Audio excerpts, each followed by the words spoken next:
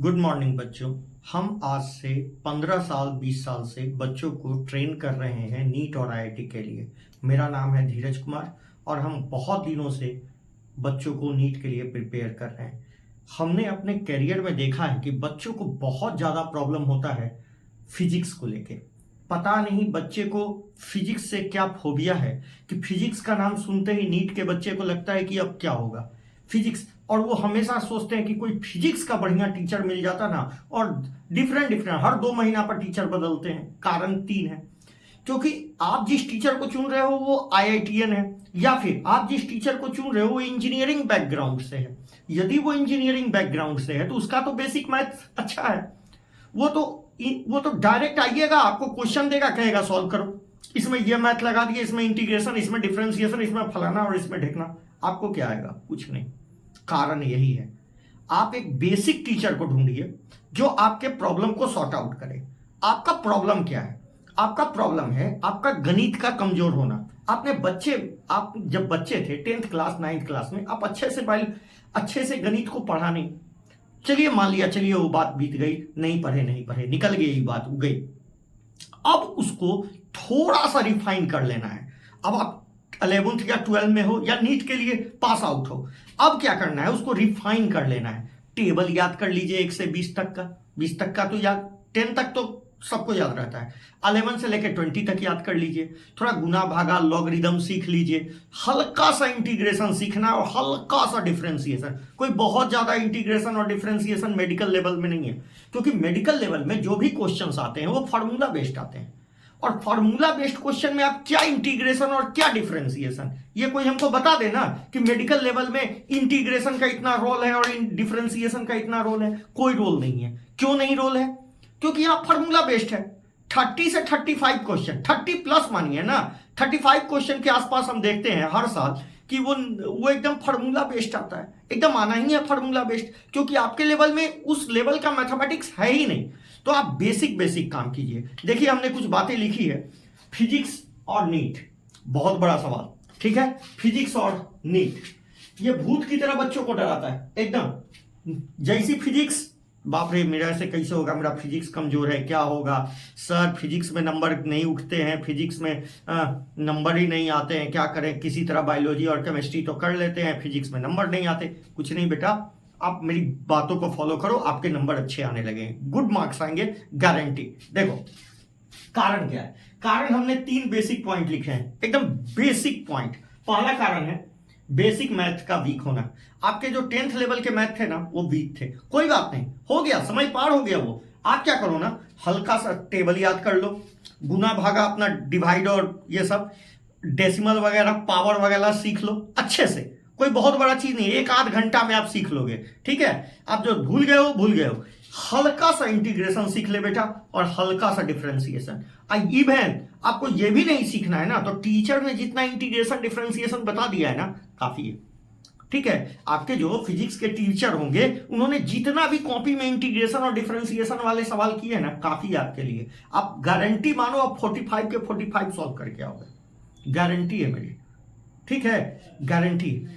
तो आप basic math को ठीक करो बेटा। कभी भी ये मत सोचो कि ये कॉन्सेप्ट नहीं आया, चलो कॉन्सेप्ट लर्निंग, मतलब ये नहीं, हड़बड़ा के नहीं, आप पहले सीखो। जैसे हम आपको बोल दें, जैसे हम आपको वो बताते हैं, आप पढ़े होंगे ईरर में लोग क्या करते हैं कि ईरर में 2 चीज को जोड़ते हैं, a प्लस बी। अब लोग इसको डेरिवेशन करते हैं कि भैया इसको यदि ईरर में बताएंगे एडिशन में तो कैसे बताएंगे? हम कहते हैं कि इसका भी कौन सा ईरर, इसका एब्सोल्यूट ईरर और इसका एब्सोल्यूट ईरर जोड़ दो, इसमें एब्सोल्यूट ईरर आ जाएगा। नहीं आया, मतलब डेल्टा एक्स निकालना है तो क्या करो, डेल्टा ए प्लस क्या कर लो, डेल्टा बी। हमको कोई डेरिवेशन से मतलब नहीं है। और इसको रिप्रेजेंट करना है तो एक्स बराबर क्या कर लो, एक्स प्लस माइनस क्या, डेल्टा एक्स, ठीक है। इस तरीके से रिप्रेजेंट कर लो। तो कहने का ये मतलब है कि कोई डेरिवेशन हमको नहीं करना, परीक्षा में हमको कोई डेरिवेशन नहीं करना, हमको बस कॉन्सेप्ट याद होना चाहिए और उससे हमारा काम होगा, ठीक है। तो कॉन्सेप्ट क्लियर होना चाहिए कि जब भी एडिशन आता है एब्सोल्यूट ईरर को धर के जोड़ देते हैं।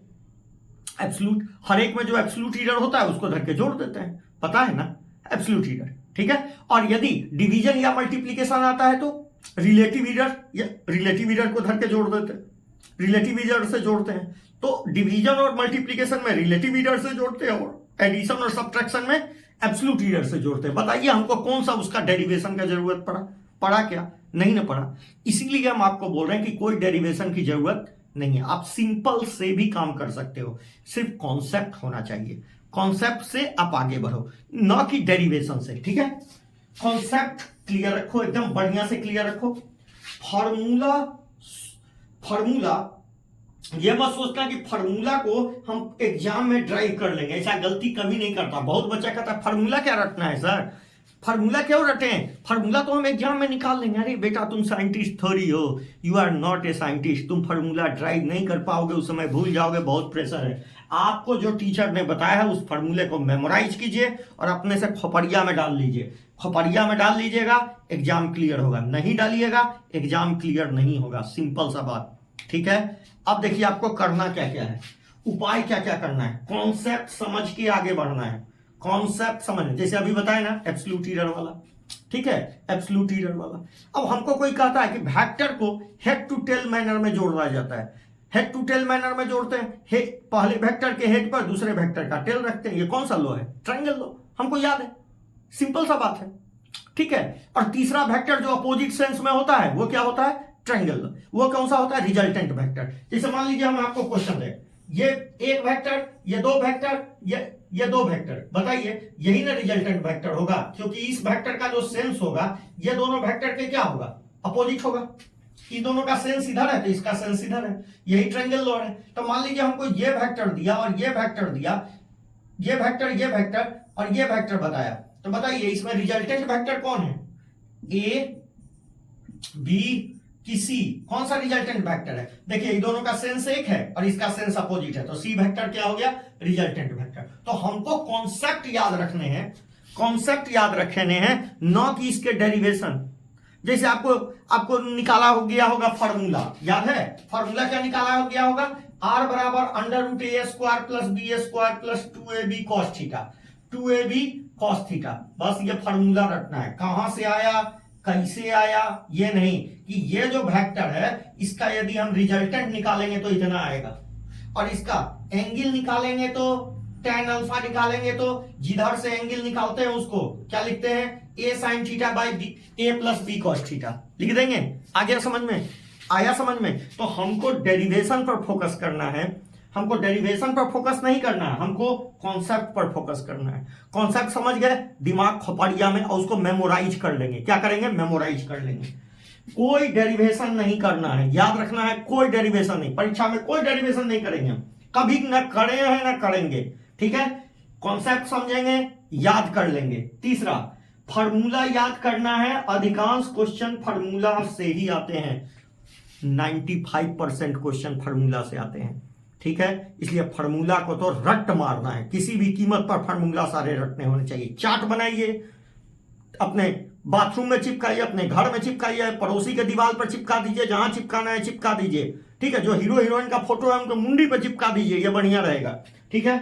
और चौथा, ठीक है, टीचर के कराए न्यूमेरिकल को प्रैक्टिस करना है, घोल के पी जाना है। जो भी टीचर कराया है ना न्यूमेरिकल कॉपी में, उसको घोल के पी जाइए, क्योंकि टीचर आपसे ज्यादा एक्सपीरियंस है। कोई भी टीचर, आप जिससे भी पढ़े, ऑनलाइन पढ़े ऑफलाइन पढ़े, नहीं मतलब, ठीक है? घोल के पी जाइए वो क्वेश्चन को, ठीक है? घोल के, अभी नहीं कि धर के शरबत बना दीजिएगा घोल घाल के, समझ रहे हैं ना, भावनाओं को समझिए। तो उसको घोल के पी जाइए वो सारे क्वेश्चनों को, ठीक है? और प्रैक्टिस करना है। और उसके साथ साथ, जैसे मान लीजिए आपका काइनेमेटिक्स खत्म हुआ, तो काइनेमेटिक्स के बाद जो पीवाईक्यू है, वो तो टीचर बहुत सारे क्वेश्चन उसमें करवा ही दिए होंगे आपके कॉपी में, तो बचे हुए पीवाईक्यू बना लेंगे। और कोई एडिशनल बुक नहीं बनाना बेटा। बेटा एक बात सुनो, टीचर का नोट्स अब प्लस पीवाईक्यू, ठीक है?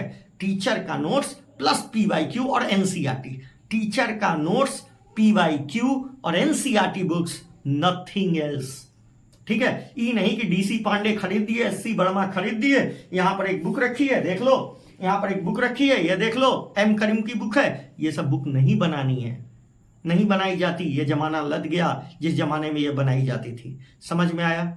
हम धीरे धीरे करके सारे लेक्चर डाल रहे हैं, कोशिश कर रहे हैं कि सारे लेक्चर डाल दिए जाए, मगर मेरा माइक खराब हो गया, इस वजह से आज बस यहीं तक बेटा, अगले दिन देखते हैं।